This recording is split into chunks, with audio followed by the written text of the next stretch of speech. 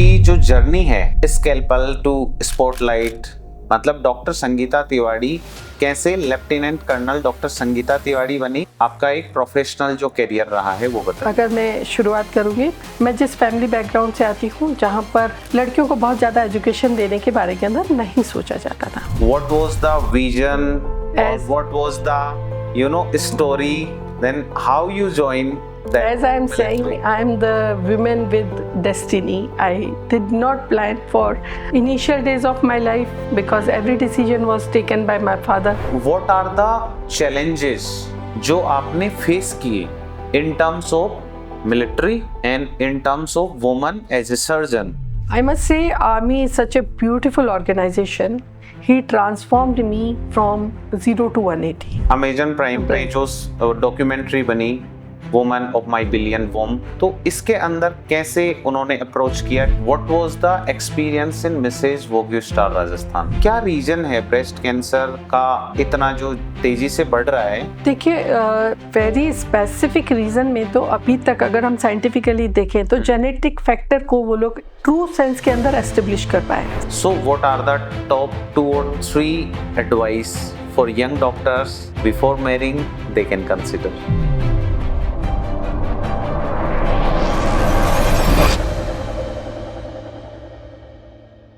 So hello and welcome to Unzipping DNA with Day. And who is Day?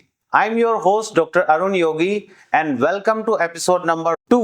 और आज हम बात करेंगे lieutenant colonel doctor Sangeeta Tiwari ma'am, जो अभी AIIMS American International Institute of Medical Science Udaipur के अंदर head of department of surgery में अभी अपनी सेवाएं दे रहे हैं। तो एक बार मैं उनके बारे में आपको इंट्रोडक्शन दे देता हूं कि मैम सिर्फ एक सर्जन नहीं है जो स्कैल्पल चलाती हैं, वो एक स्पॉटलाइट के अंदर भी हैं और वो शुरुआत होती है 2010 से, जब वो जाती हैं केबीसी के अंदर और मिलती हैं अमिताभ बच्चन से।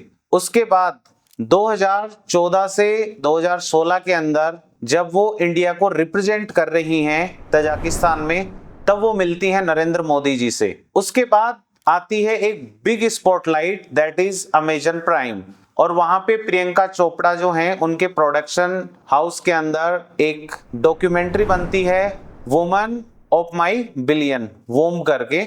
उसके अंदर इन्होंने एक रोल किया है और ये सब चीजें यहीं पे खत्म नहीं होती हैं। 2022 के अंदर इन्होंने जोस टॉक किया, 24 के अंदर इन्होंने टेडेक्स टॉक किया एंड 2025 के अंदर अभी जब चल रहे हैं तो ये बहुत जगह पे as a guest woman empowerment और मैनी मोर स्टोरीज। सो आज के एपिसोड में हम बात करेंगे lieutenant colonel doctor Sangeeta Tiwari ma'am से। तो स्वागत है मैम आपका हमारे शो में unzipping DNA with day episode number 2। Thank you ma'am. तो मैम हम शुरू करते हैं सबसे पहले कि आपकी जो जर्नी है scalpel to spotlight, from surgeon to spotlight, तो हम जानना चाहते हैं कि ये जो सोल है उस सोल की जो जर्नी है मेडिकल में, कि आप मेडिकल में कब आपने एंट्री ली, उसके बाद आप मेडिकल से आर्मी का जो सफ़र है, मतलब डॉक्टर संगीता तिवारी कैसे lieutenant colonel doctor Sangeeta Tiwari बनी, और उसके बाद अभी आप 2025 में हेड ऑफ डिपार्टमेंट आप काम कर रहे हैं। तो इस जर्नी के बारे में आप बताइए एमबीबीएस से, कि कब कौन से बैच में आपने एडमिशन लिया, फिर एमएस एंड देन आपका एक प्रोफेशनल जो करियर रहा है वो बताइए। अगर मैं शुरुआत करूंगी तो शुरुआत में अपनी 9th क्लास से करूंगी। मेरे टाइम पर 9th क्लास में सब्जेक्ट लिए जाते थे साइंस या फिर आर्ट्स, इस तरह से। मैं जिस फैमिली बैकग्राउंड से आती हूँ जहाँ पर लड़कियों को बहुत ज़्यादा एजुकेशन देने के बारे के अंदर नहीं सोचा जाता था, ना ही कोई हमें बड़े होके हम डॉक्टर बने इस तरीके की किसी प्लानिंग के साथ में चल रहा था। 9th क्लास में मैंने आर्ट्स ली, इकोनॉमिक्स, सिविक्स एंड ज्योग्राफी पढ़ना चाहती थी। फादर मेरे पुलिस के अंदर एक बड़े ऑफिसर होने से उनका ट्रांसफ़र एक छोटी जगह करौली जैसी जगह पर हो गया, तो वहाँ पर मुझे म्यूज़िक और हिंदी जैसे सब्जेक्ट मिलते थे। तो देन आई डिसाइडेड कि ये दोनों सब्जेक्ट तो शायद मेरे पढ़ने के लिए बहुत मुश्किल है, और चूँकि हम इतने बड़े ऑफिसर के बच्चे थे तो they were ready to give me science in the middle of the session and they assigned science subject to me. In 9th class. Okay. वहाँ से मेरी ज़िंदगी ट्रांसफॉर्म हो गई। उससे पहले मैं पढ़ने में इतना अच्छी नहीं थी, लेकिन मेरे एक टीचर मुझे मिले, राधे श्याम शर्मा सर। मैं उनका नाम मेंशन करना कभी नहीं भूलती, क्योंकि he change my life as a teacher. He motivated me to study hard, और उन्होंने मुझे साइंस सब्जेक्ट को पढ़ना सिखाया, और एक अच्छे तरीके से एक अंदर जो एक स्टूडेंट मेरे अंदर कहीं छिपा हुआ था, उसको उन्होंने हाईलाइट कर दिया। वहाँ से मैंने 10th क्लास के अंदर अपनी क्लास को टॉप किया, 76% मार्क्स स्कोर किए, बायो केमिस्ट्री के अंदर डिस्टिंक्शन होल्ड किया, 11th में अच्छे मार्क्स मिले। तब तक भी कोई प्री मेडिकल के बारे के अंदर कोई थॉट नहीं था। लकीली आई ऑलवेज से कि I am the women with destiny. Destiny मुझे चुनते चुनते और आगे तक लाते लाते यहाँ तक ले आई। पापा का ट्रांसफ़र यहाँ उदयपुर के अंदर हो गया। तो जब हम उदयपुर पहुँचे, मीरा गर्ल्स कॉलेज पहुँचे, तो वहाँ पर जो मैं हिंदी मीडियम से पढ़ती हुई आ रही थी, यहाँ पे सभी चीज़ें इंग्लिश मीडियम में स्टार्ट हो गई। अगेन आई सेड, जैसा कि मेरी एंगेजमेंट 8th क्लास में ही मेरे फादर कर चुके थे, जैसा कि और दूसरी लड़कियों की शादी होती है 10वीं में, उसी प्लानिंग के साथ में। तो इंग्लिश की किताबें देखकर मैंने कहा कि नहीं, मैं ये सब कुछ कैसे इतना टफ पढ़ूंगी, इससे बेहतर है कि आप लोग मेरी शादी कर दीजिए। उस वक्त पापा के एक पीए हुआ करते थे, कमलेश पानेरे। ही मोटिवेटेड मी कि नहीं भाई साहब, पढ़ लोगे। तो 2 सेट आ गए, एक इंग्लिश का, एक हिंदी का। कॉलेज के अंदर हम इंग्लिश में पढ़ के आते, इंग्लिश का जो ट्रांसलेशन होता है ना, इज बट, इस तरीके से हिंदी में लिख कर लाकर घर पर हिंदी की किताब, वहाँ पर इंग्लिश की किताब, एक दूसरे से ट्रांसलेशन। और दूसरे बच्चे जब ट्यूशन पे जा रहे थे, तो आई सेड कि ये ट्यूशन पे जा रहे हैं तो हमें भी भेज दीजिए। तो मदर ने बहुत सपोर्ट किया कि ठीक है चले जाइए। तो उन ट्यूशन को पढ़ते हुए, रोजाना 12 घंटे की पढ़ाई करते हुए, आई गॉट सेलेक्टेड इन प्री मेडिकल। तो आपके टाइम पे ऐसे, जैसे अभी आजकल कोचिंग है, अनअकैडमी है, फिजिक्स वाला है, ऑनलाइन है, हमारे टाइम पे जैसे मैंने करी तो उस टाइम पे एलन और बहुत सारी कोचिंग थी। तो आपके टाइम पे उस टाइम ऐसे वेल एस्टेब्लिश कोचिंग सिस्टम नहीं थे? मेरे टाइम पे इस तरीके का कोई वेल एस्टेब्लिश कोचिंग सिस्टम नहीं होता था। स्कूल के टीचर्स बहुत अच्छा सा पढ़ाते थे। कॉलेज के अंदर 12th क्लास में कॉलेज होता था, तो हम मीरा गर्ल्स कॉलेज गए थे। इंडिविजुअल टीचर्स हुआ करते थे, जैसे केमिस्ट्री के टीचर होते थे, बैनर्जी सर होते थे, हिरेन सर होते थे, भोलाराम सर फिजिक्स के सर हुआ करते थे, नटवरलाल सर होते थे, वो बायो के सर होते थे। स्टिल आई रिमेंबर, बिकॉज उन टीचर्स ने हमको खूब अच्छे से पढ़ना सिखाया। और उन्हीं की बदौलत जब दूसरे बच्चों ने प्री मेडिकल का फॉर्म भरा, तो उनको देखकर मैंने भी प्री मेडिकल का फॉर्म भर दिया। अदरवाइज मेरे पास या मेरे पेरेंट्स के पास में कोई विजन नहीं था कि हमें डॉक्टर बनना है, एंड आई गॉट सेलेक्टेड।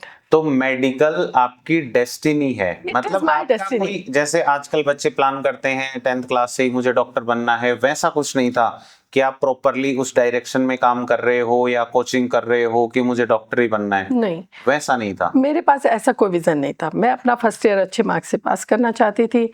मेरी एंगेजमेंट हो चुकी थी, तो मेरे दिल के अंदर सपना था कि मैं अपनी सास के कैसे पैर दबाऊंगी। हम मेरे टाइम पे शायद से ऐसा ही विजन था मैरिज का, जो इमेजिन था दिमाग के अंदर, अच्छा खाना बनाना, इसी विजन के साथ थी मैं। पर यस, आई गॉट सेलेक्टेड।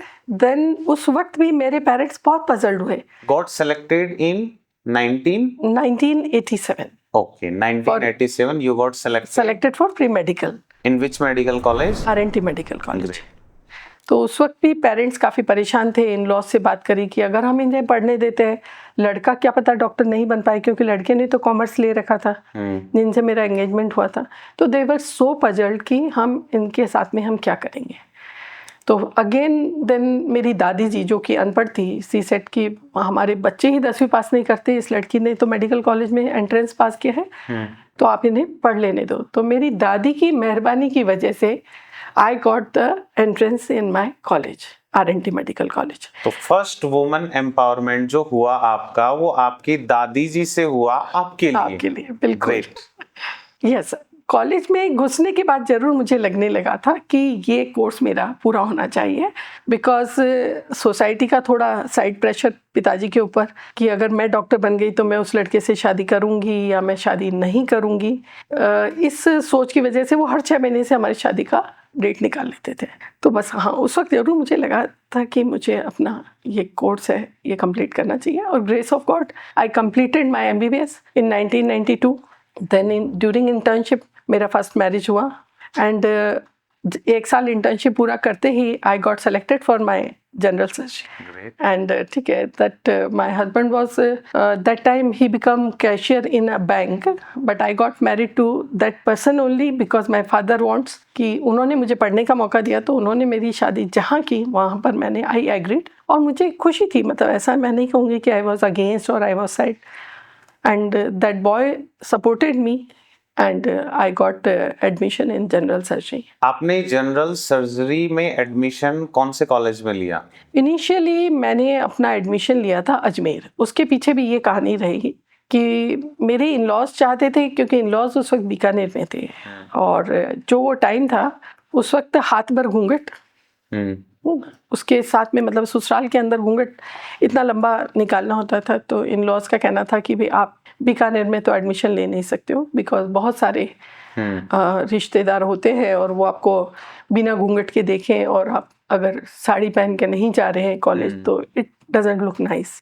जो मेरे हस्बैंड थे वो चाहते थे कि तुम अपने पीयर में ना लो, पिताजी चाहते थे कि तुम पीयर में ले लो, तो अल्टीमेटली आई डिसाइडेड कि मैं सबसे दूर ही ले लिया जाए, और मैंने अपना एडमिशन अजमेर में लिया। तो एमएस आपका अजमेर से हुआ? नहीं, कुछ दिनों बाद कुछ दिनों बाद जस्ट बिकॉज कि पहली बार घर से बाहर निकली थी, क्योंकि मैं एक बहुत सीधी सादी और थोड़ी दब्बू किस्म की बच्ची थी, और वहाँ जैसे ही मैं अजमेर पहुंची तो जैसा आपका पास्ट ना आपका कभी पीछे छोड़ता नहीं है, तो everyone start coming to know कि मैंने एक अपने पेरेंट्स के कहने पे एक बेमेल शादी कर ली है। और तो मेरे साथ के जो दूसरे डॉक्टर्स थे, they started, one boy was senior to me and he was interested कि नहीं तुम ऐसा करो कि तुम मुझसे शादी कर लो, ऐसा करके वो पीछे पड़ने लगे। तो then I decided to leave Ajmer and I come back to my parental house. तो जो भी रीशफलिंग हुआ उस रीशफलिंग में I am back to Udaipur. और आपका MS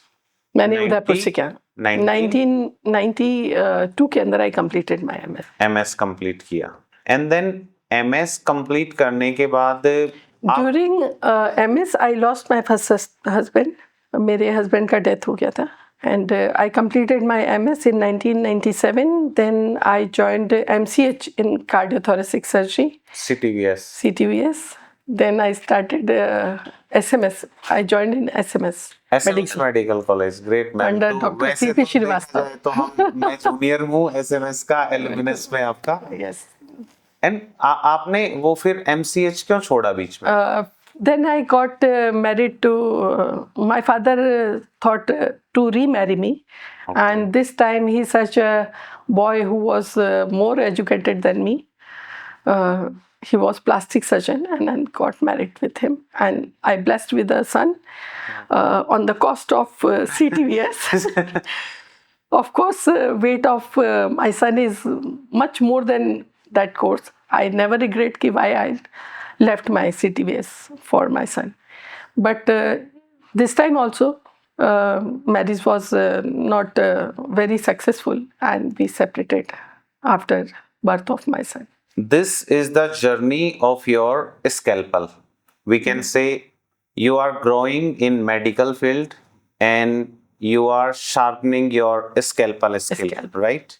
Now, what is the story behind the first tag, Lieutenant Colonel? So what was the vision, or what was the story, then how you joined that? As I am saying, I am the woman with destiny. I did not plan for initial days of my life, because every decision was taken by my father, and this time also exactly I should not say कि I was designing this time also I was not designing anything for my life. What happened कि when I gave birth to my child and I was rearing him, my son became 3 years old, and the grief of separation from husband, it was slowly we become mentally more stronger. And that time my brother also become young and started growing, और उनका marriage होने वाला था. तो my friend, she is anesthetist, still we are friends,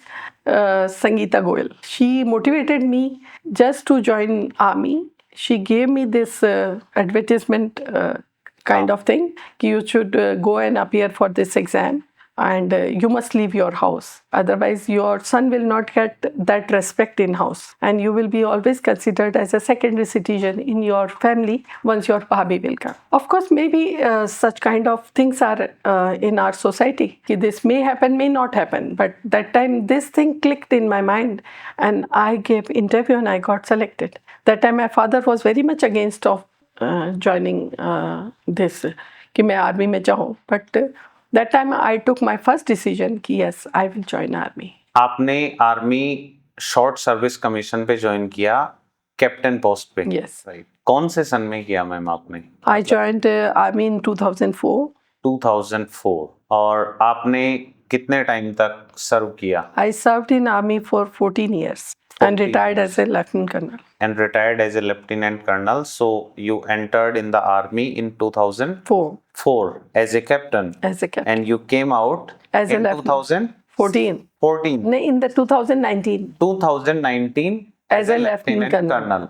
तो आपकी ये जो जर्नी है अप्रोक्स 14 ईयर 15 ईयर की जो जर्नी है शॉर्ट सर्विस कमीशन की, तो व्हाट आर द चैलेंजेस जो आपने फेस किए in terms of military and in terms of woman as a surgeon? तो आप उस 14 साल के अंदर 15 साल में जो आपने चैलेंजेस फेस किए उनके बारे में एक बार आप बताइए कि कैसे चैलेंजेस थे, कोई ऐसा सर्जरी के अंदर ऐसे केसेस हो या उस एनवायरनमेंट से रिलेटेड जो भी आपके चैलेंजेस रहे हैं जो आपको अभी भी याद हैं। I must say army is such a beautiful organization. He transformed me from 0 to 180. मैं जितना एकदम docile सी and simple सी लड़की थी, they transformed me in a full groomed and full determined and you can say very strong woman. They transform me, and what you are seeing me today, I must say this is just because of army. Yes, I was good in study, that was genetically inside me, I agree, but the nature and the strongness which come inside me, that is given by army. A beautiful training for 3 months we have in OTS Lucknow. Physical endurance, mental endurance. They taught us कि हम अंदर से इतने strong है कि we can do anything better than anyone.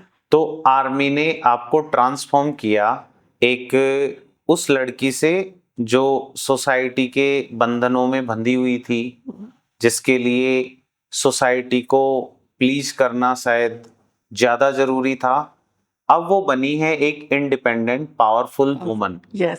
जिसके अंदर intelligence पहले से ही था।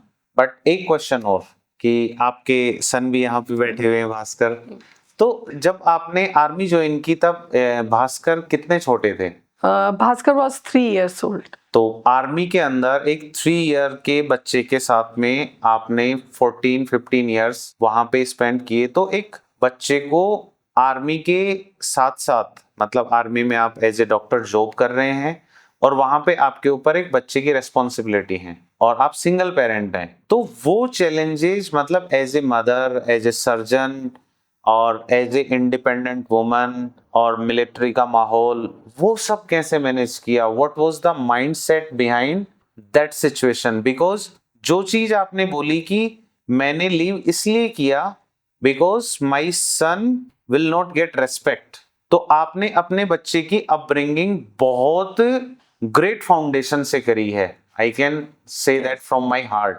सो मुझे पता है कि उस जर्नी में सिर्फ आप ही ट्रांसफॉर्म नहीं हुए होंगे, Yes, my son शायद was उस जर्नी में भास्कर भी ट्रांसफॉर्म हो गए हैं। Yes. सो वो फेज, क्योंकि आजकल ये है कि आप तो डॉक्टर थे, आर्मी में थे, सिंगल पेरेंट थे, आजकल तो जो घर में रह रहे हैं उनसे भी बच्चे नहीं पाले जा रहे हैं कि अरे हम बच्चे कैसे पालें, मेड लगानी है, हमें 2-4 रिलेटिव्स को बुला लो, जब बच्चा 2-4 साल का हो जाए तब तक सासू भी हेल्प करेगी। तो आपने ये सब कैसे किया? मतलब it's such a very very powerful source of energy. Yes, I will just share with you. जैसा आपने बोला कि हमें सपोर्ट सिस्टम की ज़रूरत पड़ती है, Yes. Of course a single women who is doing work also and अपने घर का रेस्पॉन्सिबिलिटी भी उठा रही हैं, तो ऑफ कोर्स हेल्प की ज़रूरत पड़ती है। Yes. हमने 24 आवर के लिए अपने साथ में मेड को भी रखा। जब जब हमारी टेम्परेरी ड्यूटीज़ जैसे अदर प्लेसेस के ऊपर आती है, उस वक्त हमारे पेरेंट्स ने आकर हमारे घर में रहकर हमारे बच्चे को सपोर्ट किया, because if I am going on the forward location तो पीछे घर को कौन संभालेगा। तो that time yes my parents supported me. बहुत सारे टाइम पर ऐसा भी रहा कि जैसे मेरा नाइट ड्यूटी है, हम लोग डॉक्टर्स हैं, हम लोगों को अपनी ड्यूटी मेडिकल ऑफिसर वाला ड्यूटी जो नाइट ड्यूटी होती है शाम को 8 बजे से लेकर सुबह 8 बजे तक करनी होती है। तो that also we did.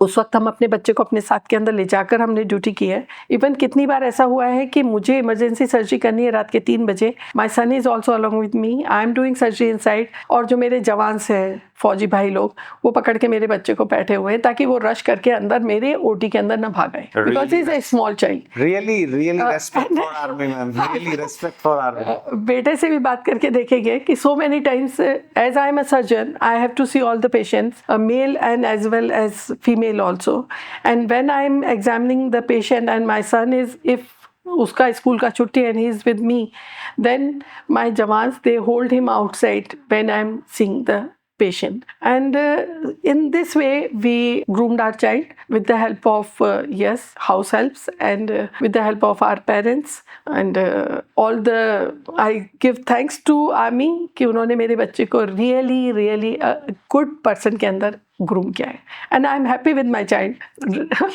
Great. When I saw him I'm really very happy and feel lucky कि God blessed me with him. Great ma'am. So अब तक की ये जो जर्नी है वो है एक सोल की। Actually we are unzipping the DNA of doctor Sangeeta Tiwari ma'am, and यहाँ तक आपने देखा कि कैसे एक जो राजस्थान के एक आम परिवार से, एक आम विचारधारा और आम परंपराओं वाले परिवार से निकल के कैसे एक लड़की ने डॉक्टरी की पढ़ाई करी, आर्मी को सर्व किया, एज ए सिंगल मदर अपने बच्चे को भी उन्होंने पाला, और आज जो इनका बेटा है उन्होंने MBBS कंप्लीट कर लिया, तो इनका लड़का भी आज डॉक्टर है। ये जो जर्नी थी वो थी स्केलपल तक की, कि कैसे संगीता तिवारी मैम जो एक बहुत ब्यूटीफुल सोल हैं वो एक स्केलपल की जर्नी तक पहुंची through MBBS, MS and then captain, major and lieutenant colonel. यदि यहाँ तक आपको इनकी स्टोरी अच्छी लगी है, आप हमारे चैनल को सब्सक्राइब करें और हिट द लाइक बटन, और आपको और भी कोई सवाल पूछने हैं मैम से तो आप हमें कमेंट कर सकते हैं। नेक्स्ट एपिसोड में जो भी आपके कमेंट्स में सवाल होंगे उन सवालों को हम मैम से दोबारा बात करेंगे। अब मैम जर्नी स्टार्ट होती है आपके स्केलपल का टाइम खत्म, 2019 में आप लेफ्टिनेंट कर्नल से रिटायर हो गए हैं वहां से। देन अब आपकी जर्नी हम जानना चाहते हैं कि कैसे एक स्केलपल से आप स्पॉटलाइट में आए, और जैसे आज आप हमें स्टोरी बता रहे हो, you became the story teller, right? तो आप हमें बताइए कि ये जो आपकी फर्स्ट स्पॉटलाइट जर्नी स्टार्ट हुई 2010 में, दैट इज इन KBC, आप अमिताभ बच्चन से मिले, तो वो जर्नी आप हमें बताइए कि KBC में आप गए, फिर आप नरेंद्र मोदी जी से मिले, फिर आपने अमेजन प्राइम पे जो वोम है डॉक्यूमेंट्री उसके अंदर आपने काम किया, जो स्टॉक किया, टेडेक्स टॉक किया, और अभी आपने मिसेज वॉग स्टार राजस्थान है वो भी आपने किया। तो वो स्टोरी एक बार आप बताइए कि कैसे आप स्पॉटलाइट में आए and what was the journey. Amitabh Bachchan से मिलने का तो कुछ इस तरीके से रहा था कि KBC जब अनाउंस होता है तो वो कुछ क्वेश्चनेयर्स पूछते हैं और उनके हमें जवाब देने होते हैं, तो वो हम SMS के थ्रू जवाब दे रहे थे। One day we got a call from KBC कि you have to give some few answers, if you got selected then आपको अहमदाबाद आना होगा। उन्होंने हमसे कुछ सवाल पूछे महाभारत से रिलेटेड, कुछ डांस से रिलेटेड, कुछ हम लोगों ने जवाब दिए। उसके बाद में they called us to the Ahmedabad. वहाँ पर एक होटल के अंदर lots of candidates were there. Amitabh Bachchan came on the screen and he took the written test of all the contestants. After that, that team contacted with us and complete team came to our house and they shooted with our parents, with my son and all. And then they gave us tickets, to and fro tickets, and उन्होंने हमें बड़ा अच्छा सा VITS something 5 star hotel के अंदर stay arrange किया, जहाँ पे all the 10 contestant of that episode we were there and we shoot for 4 episodes of KBC with Amitabh Bachchan. Yes, वहाँ पर मैं कुछ मनी तो नहीं जीत पाई थी, लेकिन अमिताभ बच्चन को 3 बार हक करना और गले लगाने का, that is the prize that I want and I was very happy that day. KBC के बाद में आपका सेकंड रहा इंडिया तजाकिस्तान फ्रेंडशिप हॉस्पिटल का, जो आपने इंडिया की तरफ से लीड किया. उसमें आप नरेंद्र मोदी जी से भी मिले, तो वो क्या था, मतलब स्टोरी, वो आप कितने टाइम के लिए वहां पे थे और कैसे आपने I was posted to the India Tajikistan friendship hospital and हम लोग गए थे आर्मी की तरफ से ही. I got posted there as a first secretary and जब Narendra Modi ji India Tajikistan friendship hospital को इनोग्रेट करने के लिए और अदर कंट्री को गिफ्ट करने के लिए जब वो वहाँ पर आए थे, तब हमें वहाँ के प्रेसिडेंट इमामोली रहमान एंड अपने ऑनरेबल प्राइम मिनिस्टर जी से मिलने का मौका मिला और मुझे पूरे 7 मिनट्स असाइन थे to talk to prime minister. और वहीं पर प्राइम मिनिस्टर जी का एक विज़न था. उन्होंने हमें कहा कि जब सोसाइटी ने हमें इतना सब कुछ दिया है, तो this is the time to give back to the society when you are at that position. ये विज़न हमने उनसे पाया और उसके ऊपर फिर फर्दर लौटने के बाद में मैंने काम करना शुरू. उसके बाद ये 2 आपकी लाइफ में बड़े इवेंट थे. Amitabh Bachchan is big celebrity in Bollywood, and you know the honorable prime minister Narendra Modi is the global celebrity. Yes, I'm so lucky to meet with 2 icons.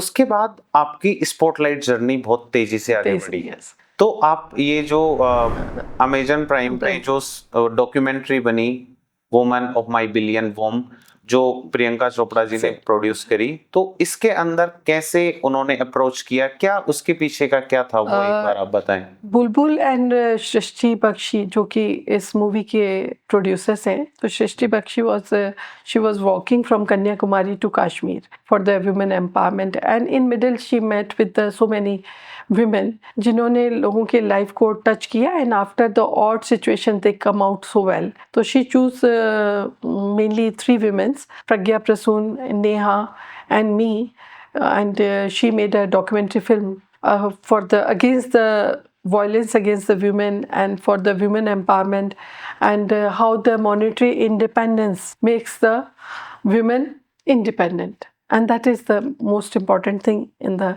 life of a woman to become or to take a decision. Great. तो ये आपकी जो movie का shooting और release था, ये कौन से मतलब टाइम में रहा? 2019? हम लोगों ने 2019 के अंदर शूट किया था पूरा डॉक्यूमेंट्री फिल्म. Okay. और 2021 में it was released with the association of Priyanka Chopra John. Great. उसके बाद आपको जो स्टॉक पे जाने का मौका मिला, यस, टेड टॉक पे जाने का मौका मिला और मिसेज वोगी स्टार राजस्थान, उनके बारे में बताइए, क्योंकि ये शायद आपके रिसेंट स्पॉटलाइट है जिससे मैं आपको जानने लगा. For the TED talk Khushhal is there.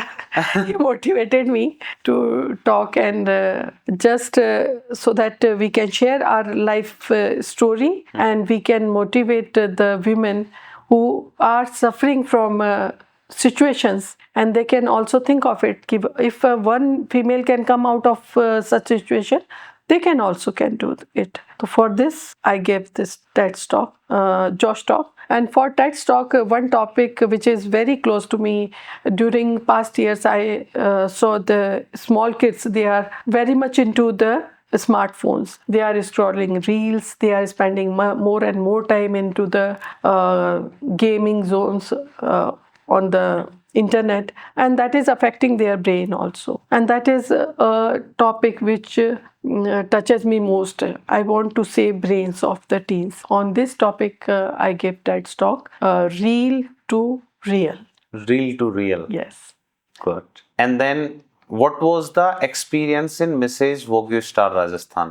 मुझे लगा था कि as I served in army, always in olive green, yes, that is the moment of proud. I love the olive green color, but during all the journey, if I saw the quotient of beauty was little low in my life because if I see or look back in my personal life, I lost my husband, or that's why at the point of time, colors from my life, they have taken away from me. So that's why I thought कि I must participate in a beauty pageant where there are lots of colors around me. In that thought, I participated in the Vogue Star, and I won the title of first Mrs. City Udaipur. Then I walk and I got the title of Mrs. Rajasthan Vogue Star, and I walked till the nationals. But of course, I did not won the national title. But I'm happy with the Mrs. Vogue Star title. हम already ना cancer awareness के लिए videos बनाते हैं, तो cancer awareness के लिए हमने ऑन्कोलॉजिस्ट के साथ भी किया है, एंड जो नेक्स्ट अपकमिंग एपिसोड है, episode 3, is we are going to do with oncosurgeon, the first female oncosurgeon in Rajasthan, that is Dr. Naina Agarwal, and she is assistant professor in SMS Medical College and Hospital. So you have worked with Garima Ken Foundation for breast cancer awareness. Can you elaborate the things कि why breast cancer, और आपने breast cancer awareness के लिए जो किया, उसके अंदर क्या चीजें हैं जो breast cancer के लिए awareness आप देते हैं, और गरिमा कैन फाउंडेशन के साथ आपका एक्सपीरियंस कैसा है? आप अभी भी कैंसर अवेयरनेस के लिए करते हैं वो? मेरी खुद की टीचर हैं doctor Garima Mehta. She is breast cancer specialist, and उन्होंने गरिमा कैन फाउंडेशन स्टार्ट किया है फॉर द अवेयरनेस. एक्चुअली के अंदर ma'am is doing this breast cancer awareness in young women with the help of a instrument which detects the breast cancer at the early stage and without any radiation and without any pain to the patient. She is doing this with the help of instrument that is thermolytic, जिसका भी आपने सुना भी होगा. नरेंद्र मोदी जी ने भी बीच के अंदर उसको propagate किया था. तो with the help of thermolytic we can detect any change in the breast, and it detects the temperature change which is raised due to the formation of new vascularization by the neoplastic cells, and it detects the change in the temperature, and the very early stage we can detect it.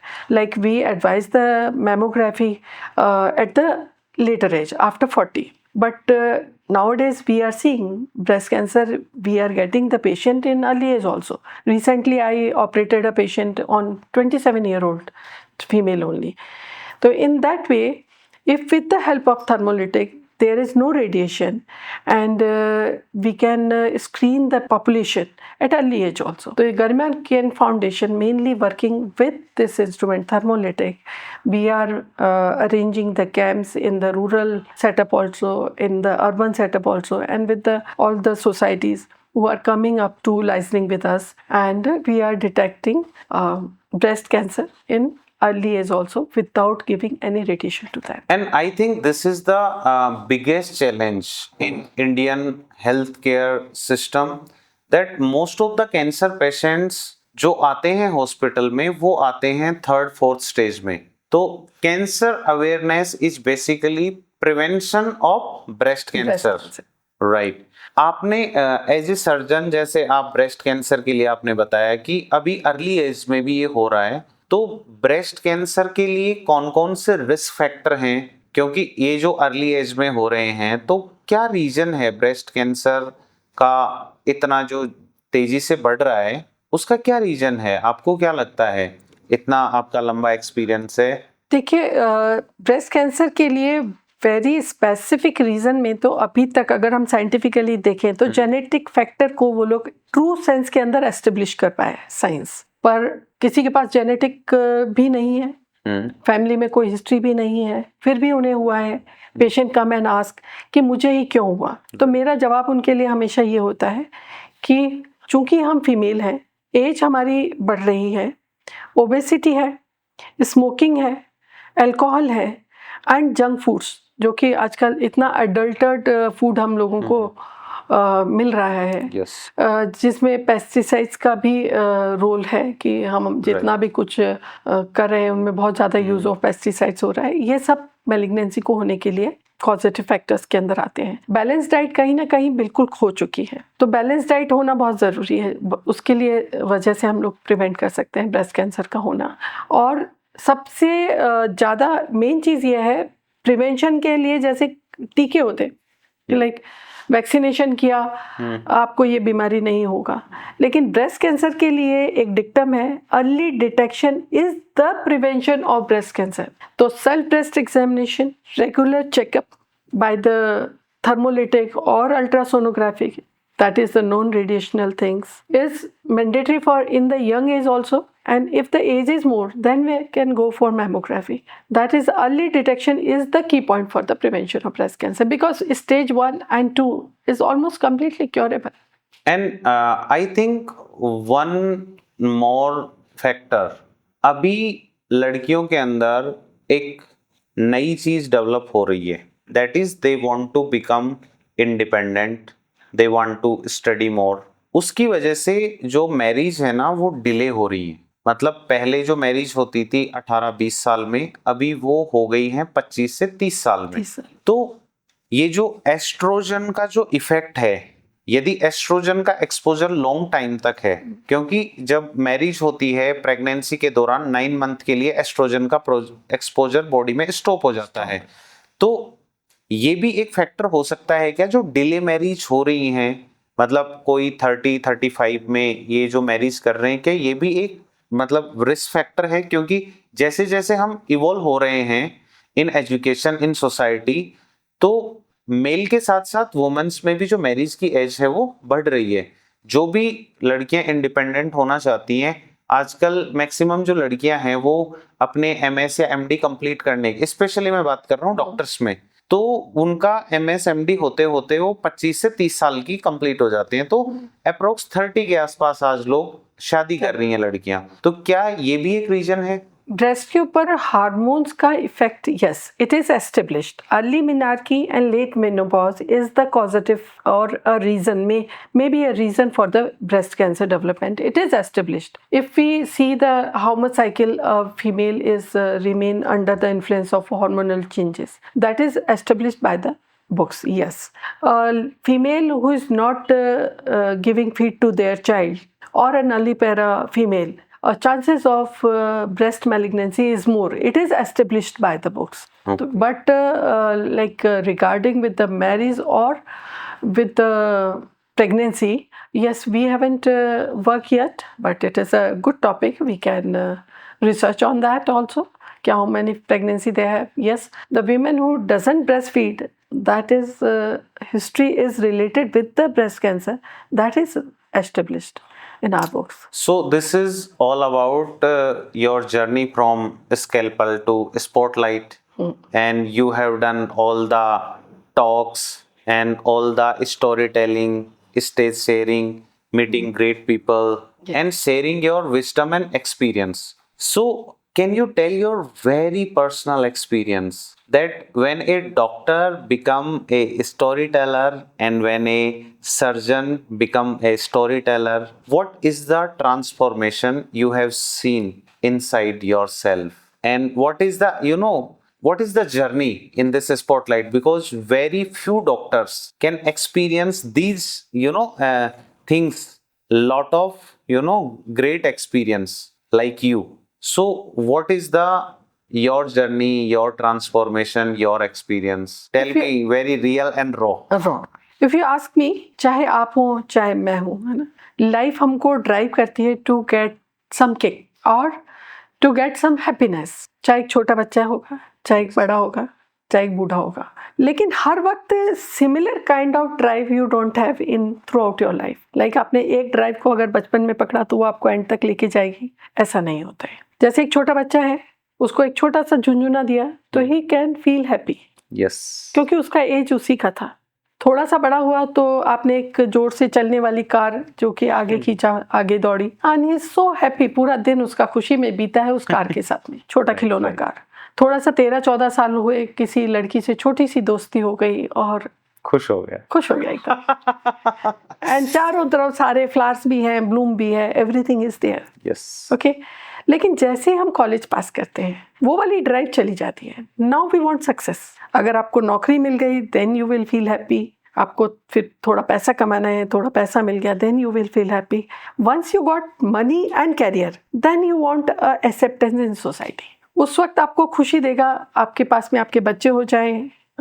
Of course बच्चे एक trophy नहीं होते हैं, but society के अंदर आपके पास में एक बच्चा है, बीवी है, पेरेंट्स हैं, चारों पांचों चीज़ें हैं, सोशली आप कहीं पे अच्छे से वेल इनवाइटेड हैं, that will give you okay great.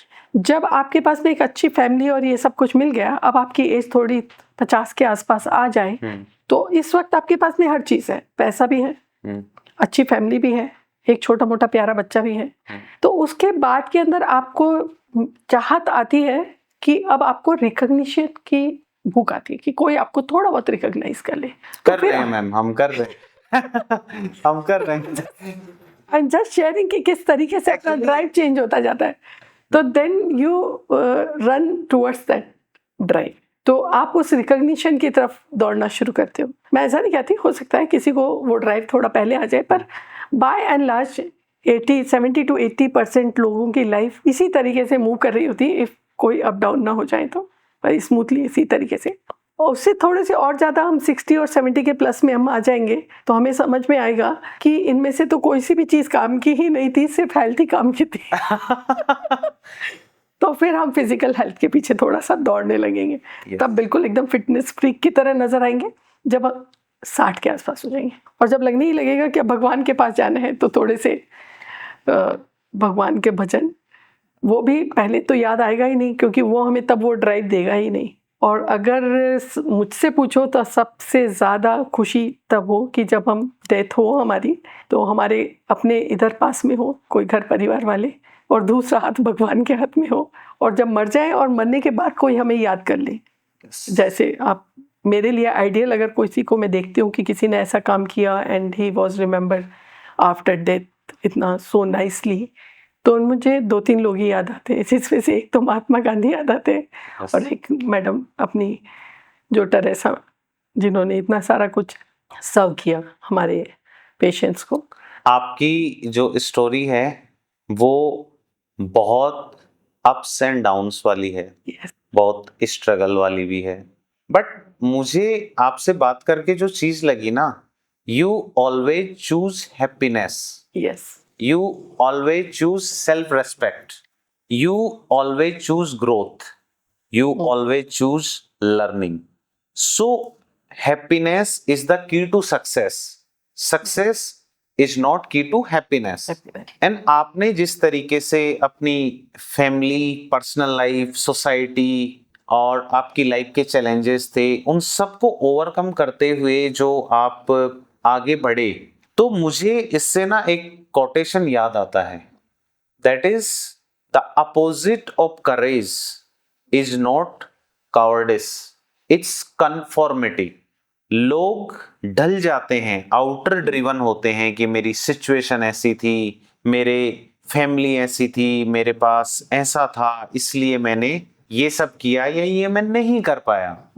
But आपने उस कन्फॉर्मिटी को ब्रेक किया और आपने एक करेजियस और सुपर पावरफुल वुमन का रोल निभाया अपने बेटे के लिए। और शायद ये जो स्टोरी जब लोगों तक जा रही है तो you will become inspiration of millions of woman. So the last thing जो अब तक ये स्पॉटलाइट वीडियोस में थी, एक स्पॉटलाइट जो आपकी मैगजीन में भी आई, that is 30 super 30 woman I think, तो उसके अंदर आप 13th पोजीशन पे थे। yes, I was. तो उस मैगजीन का मतलब क्या स्टोरी है, मतलब उस जो वहां पे आप कैसे पहुंचे, कैसे वो रैंकिंग की? और वो पहली पोस्ट थी जब हमने इंस्टाग्राम पे कोलैब किया। आपकी पोस्ट को हमने कोलैबोरेशन पे मेरे इंस्टाग्राम पे किया एंड उसके बाद हम ऑफिशियली कनेक्टेड हैं। And today is 20th July 2025 and we are officially recording this podcast. I am so grateful and so happy. आप मैगजीन के बारे में मैगजीन के उन्हीं लोगों ने मुझे कांटेक्ट किया and they have given me a list of questionnaire कि you send us the answer of these questions and they himself they contacted me. I don't know how they contacted me. Might be through that movie or through the social sites. They pick me up and they send this.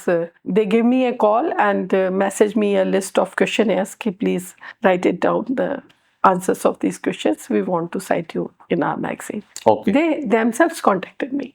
So what are the criteria?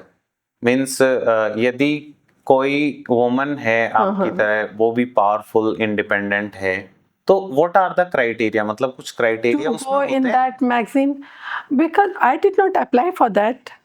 That's why I did not say what are the criteria. They themselves contacted me.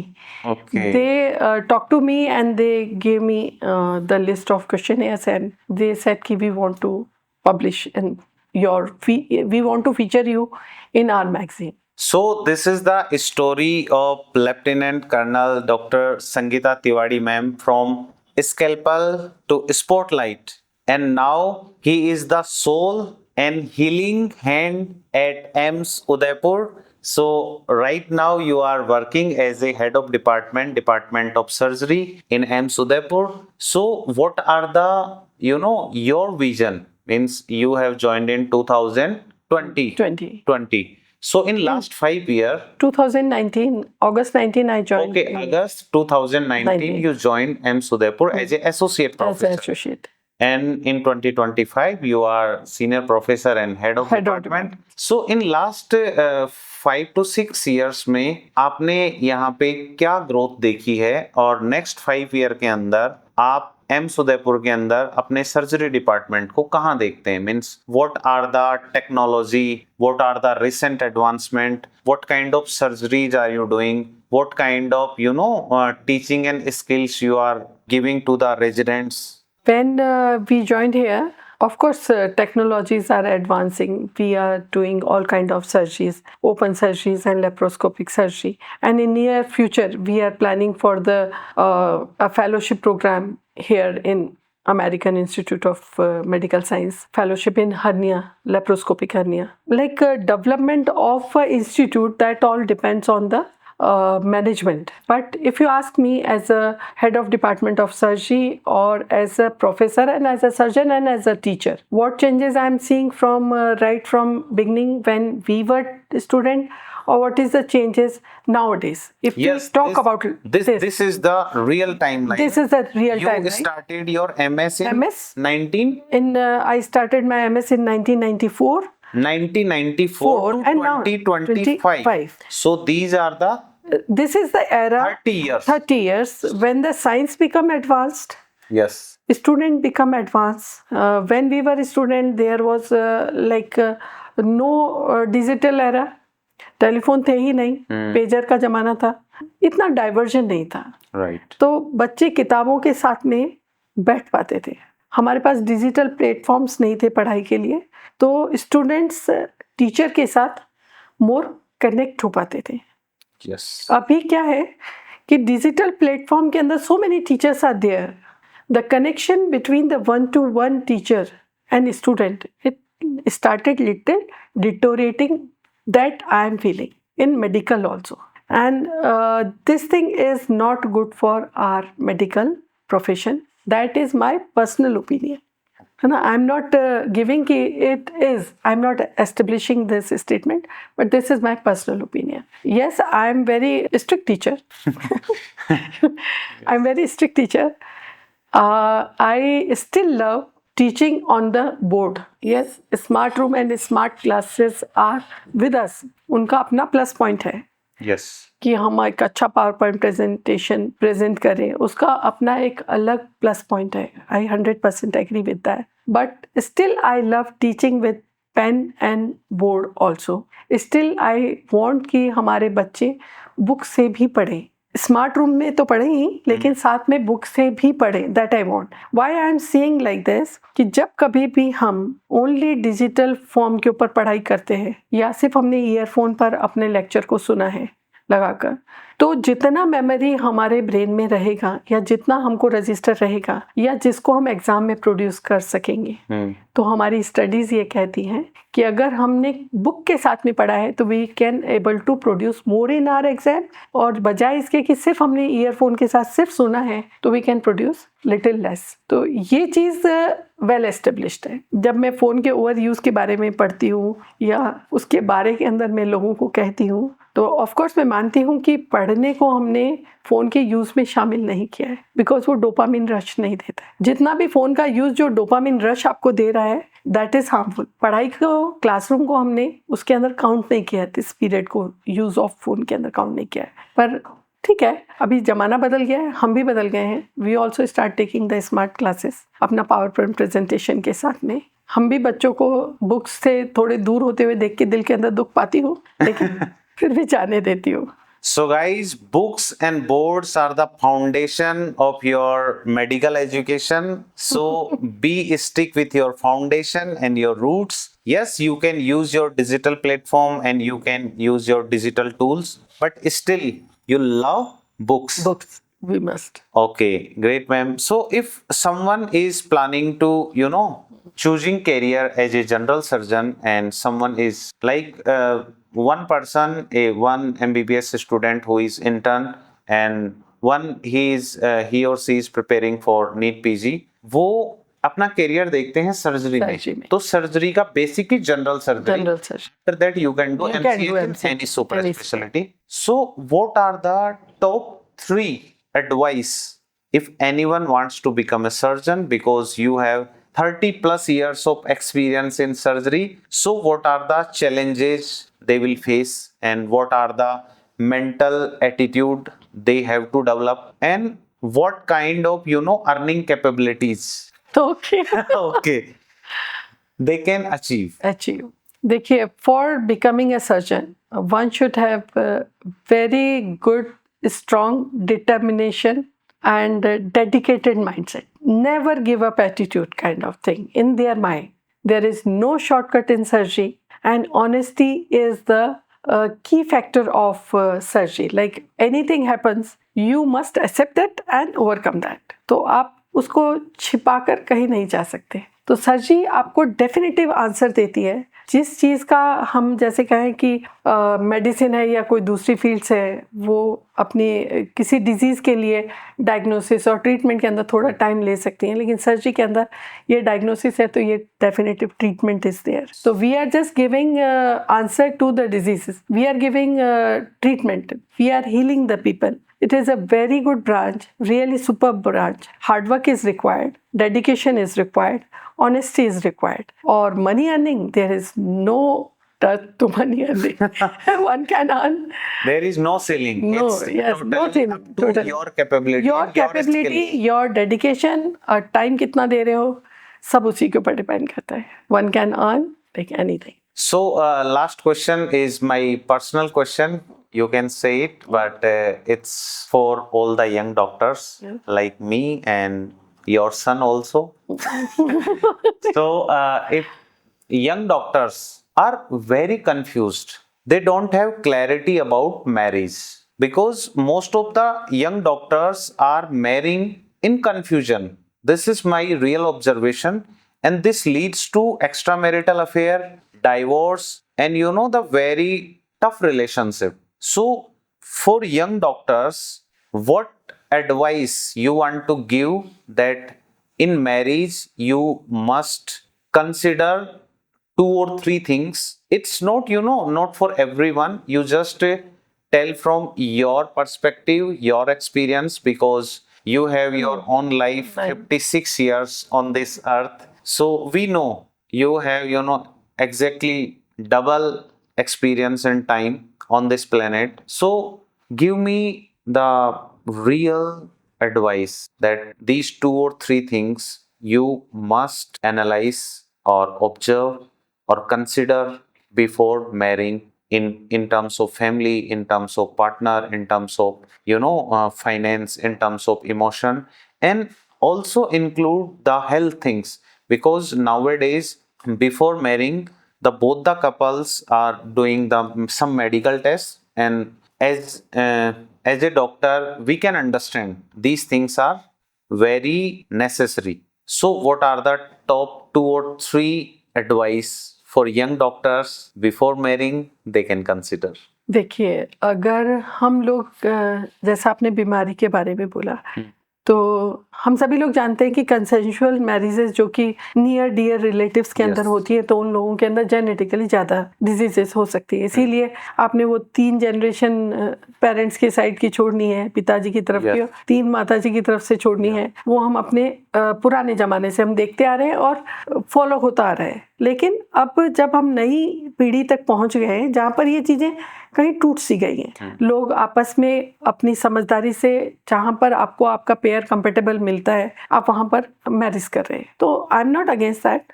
आपको जो partner आपके लिए compatible लगता है, आप उसके साथ में शादी करें, that is the good thing. दोनों पेरेंट्स को साथ में लेकर चले और भी ज़्यादा अच्छी खुशी की बात है। सबसे ज़्यादा ज़रूरी है कि हमारे जिस किसी भी पार्टनर से आप शादी कर रहे हैं, उसके लिए फेथफुल होना सबसे primary one thing, that is the main की पॉइंट टू कि आपकी मैरिज है वो ज़्यादा लॉन्गर पीरियड तक रहे। जब दोनों ही पार्टनर्स वर्किंग हैं, तो यस, वर्क का डिवीज़न हम ये सोचें कि सिर्फ लड़कियों का काम है घर के अंदर काम करना, तो वो वाला टाइम जोन अब थोड़ा सा जाने सा लगा है। तो बराबरी का, इक्वालिटी की बात थोड़ी बहुत चले तो ठीक रहेगा कि जितना अगर लड़की घर से बाहर से काम कर कर आ रही हैं और सेम टाइम पे हस्बैंड भी काम करके बाहर से आ रहे हैं, और आदमी ये उम्मीद करे कि लड़की ने ही चाय बनानी है और लड़की ने ही डिनर प्रिपेयर करना है, तो दैट इज़ रॉन्ग। अगर दोनों साथ मिलके काम करें तो शादी और ज़्यादा अच्छी कंफर्टेबल हो सकती है।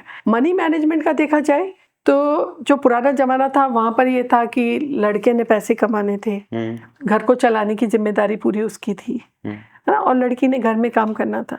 अब जब लड़कियां कमाने लग गई हैं, वहाँ पर लड़कियां ये कहें कि घर का पूरा मनी मैनेजमेंट बॉय को देखना है, साथ में उसे घर का काम भी करना है, लेकिन सारा मनी जो वो खुद अर्न करती है वो उसने खुद ने अपने पास रखना है। तो then that is little bit become a point of altercation in between कि उस मनी का मैनेजमेंट कैसे किया जाए, बिकॉज आदमी का पूरा पैसा अपने घर में खर्च कराना है, जो पुरानी सोसाइटी का नॉर्म था। तो अपनी कंफर्ट जोन के हिसाब से किसी नॉर्म आप पुरानी सोसाइटी का मान लें और किसी को आप नई सोसाइटी का मान लें, तो वो भी गलत बात होती है। तो अगर घर को चलाने के अंदर कंट्रीब्यूशन देना है तो दोनों को इक्वली कंट्रीब्यूशन देकर they can give the equal contribution to house, ना। तो in that way money management के बीच में भी टकराव नहीं बढ़ेगा। ये बात शायद हम करना भूल गए कि आप जेंडर इक्वलिटी के लिए भी बात करते हैं, तो अभी जब ये इक्वलिटी की बात आई है तो वो पता चला है जेंडर इक्वलिटीज। तो ये जेंडर इक्वलिटी कितनी इम्पोर्टेंट है और इसके लिए आप मतलब वॉइस भी हैं। yes. तो जेंडर इक्वलिटी के बारे में थोड़ा और आप हमें बताएं, क्या क्या इनिशिएटिव्स ले रहे हैं आप। और gender equality, yes, as a young generation we really admire this thing and we really accept this thing that men and women should be equal in terms of education। मतलब लड़का और लड़की दोनों को फैमिली के अंदर खाने, पहनने, शिक्षा और आगे बढ़ने सब चीजों के अंदर इक्वल अपॉर्चुनिटी मिलनी चाहिए। और जो आपने बताई कि शादी के बाद भी अभी वो टाइम नहीं रहा है कि मेल इज गिवर एंड जो वुमन है वो सिर्फ घर का काम कर रही है। It's not like that. If both are earning then you should be maintain gender equality in your house also. So what is your voice on gender equality? On gender equality, yes, I say लड़के और लड़कियों दोनों को पढ़ने के लिए पूरा same opportunities मिलनी चाहिए। वर्क प्लेस पे सेम अपॉर्चुनिटी भी मिलनी चाहिए और जितना वर्क के बदले में जो उन्हें मनी अर्न हो रहा है दैट इज़ ऑल्सो इक्वल होना चाहिए, है ना, कि लड़कियों को कम पैसा दिया जाए, आदमियों को ज़्यादा दे दिया जाए, वो भी वहाँ पर होना चाहिए। घर में ऐसा नहीं होना चाहिए कि खाना पूरा बना है जिसमें से मेल मेंबर्स को ज़्यादा आपने सर्व कर दिया और फीमेल के लिए आपने कम रख लिया, जो कि हम पुराने ज़माने में हम देखते आए हैं। मैंने भी देखा है मैम, हमने भी अपने परिवार में देखा है। हम भी Yes. लोग 4 बहनें, 1 भाई, हम इस तरीके से बड़े हुए हैं जहाँ पर Yes. हमारे ब्रदर को ज़्यादा प्रायोरिटीज़ दी गई। ठीक है, उस वक्त मैं ये मानने को तैयार हूँ कि आज हमारे दिल में उसके लिए खिलाफ कोई ऐसा थॉट नहीं है, बट आई वांट कि सबको बराबरी का हक मिलना चाहिए, चाहे वो खाना हो, चाहे वो फिज़िकल एक्टिविटी या फिज़िकल वर्क एट होम हो, या फिर उन्हें पढ़ने का मौका, या फिर रिस्पॉन्सिबिलिटीज़, एवरीथिंग।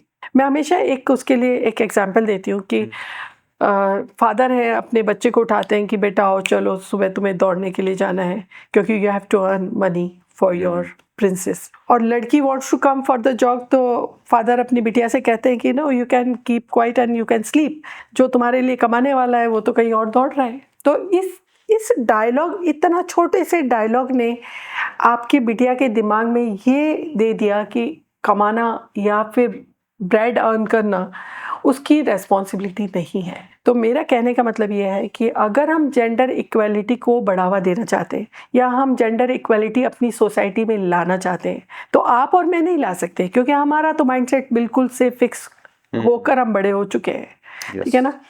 जो बच्चे जो अब नए बच्चों को बर्थ दे रहे हैं, उन्हें अपने उन छोटे नन्हे मुन्ने बच्चों के सामने से ही इक्वल बिहेवियर देना है। जैसे आज हम या कोई भी 4 भाई बहन हैं, हमने, सरकार ने कह दिया कि पेरेंट्स की जितना भी प्रॉपर्टी है इक्वली डिवाइडेड होगी in between the brother and sister. अब आप मान के चलिए कि अगर आपकी बहन ने आके अपने हक के लिए लड़ाई लड़ दी, तो होगा क्या? भाई और बहन के रिश्ते जीरो हो जाएंगे और बहन का भाई के घर में आना बंद हो जाएगा। This is fact of life. ठीक है, आप नहीं दोगे, आप कहोगे कि हमने आपकी शादी के अंदर 3 लाख रुपए खर्च कर दिया, हमने 4 लाख रुपए खर्च कर दिया, we have already given you, right. लेकिन अगर आज अभी आपके पास में कोई बच्चा नहीं है, अभी आपके 2 बच्चे पैदा होते, एक लड़का और एक लड़की, और आप उन दोनों को बराबर से बोलते आ रहे हैं और कहते हुए आ रहे हैं उनको कि भाई मैंने जो घर बनाया है आधा तेरी बहन का और आधा तेरा है, तो उस बच्चे के दिमाग में क्लियर है कि ये आधा मेरी बहन का है। Yes. अगर आप बचपन से बोलते आ रहे हैं कि ये बहन ने तो शादी करके पराए घर चले जाना है और ये घर का मालिक तू है, तो फिर उसने अपनी बहन को बराबर का हिस्सा कभी नहीं देना है। तो जेंडर इक्वलिटी अगर सोसाइटी में आनी है तो वो तभी आनी है जब हम हमारे न्यू बर्डिंग जो बच्चे हैं उनको हम इक्वलिटी अगर सिखा रहे हैं। लाइक अगर आपका लड़का बेटा बैठा हुआ है, आपने कहा कि बहन को कहा कि तुम ये प्लेट उठाओ रखो, तो उसको ये समझ में आ गया कि she is inferior to me and she will serve to me and she will pick up my plate and she will put in kitchen. नहीं, तुम्हें दोनों को बराबर कहना है कि तुम भी अपनी प्लेट खुद उठाओ, तुम भी अपनी प्लेट खुद उठाओ। तो जैसे है छोटी छोटी चीजें हैं घर की जहां पर हम डिस्क्रिमिनेट करते हैं अपने मेल चाइल्ड को फीमेल चाइल्ड के साथ में, छोटी छोटी चीज़ों पे, वो डिस्क्रिमिनेशन जैसे हम इस जनरेशन के साथ बंद करेंगे तो उससे आने वाली जनरेशन पे इफेक्ट पड़ेगा। हम अपने बूढ़े माँ बाप को बोलें कि तुम सब बच्चों को बराबर कर दो, तो वो उनके समझ में नहीं आ सकता है। यस, हम अगर इसके ऊपर काम करें और अपने नन्हे मुन्नों को इक्वालिटी सिखाएं, तो हो सकता है कि आगने वाली 50 साल के बाद हम एक ऐसी सोसाइटी की कल्पना कर सकते हैं जिसमें जेंडर इक्वालिटी थोड़ी नियर इक्वालिटी के करीब तक तो पहुंच जाए। बोलने से नहीं मिलती इक्वालिटी, चाहने से भी नहीं मिलती। तो बदलाव की शुरुआत आपसे ही होगी। तो जितनी भी लड़कियां इसको देख रही हैं, जिम जाना शुरू करो, अच्छी कोचिंग में पढ़ना शुरू करो। और ये चीज एक्चुअली मेरे पेरेंट्स से पिछले 3 महीने से मेरी बहस हो रही है, बिकॉज हम 3 भाई हैं और बड़ी हमारी सिस्टर है। तो मैंने बोल दिया कि यदि इसमें मेरी बहन को हिस्सा नहीं दोगे, तुम ये बोल रहे हो कि हमने शादी कर दी है और तुम्हारे भात वात जो भी होता है कर देंगे। मैंने बोला तो मुझे इस प्रॉपर्टी में से मुझे मेरा भी हिस्सा नहीं चाहिए, because my father is very educated, he is MA English literature and he is lecturer.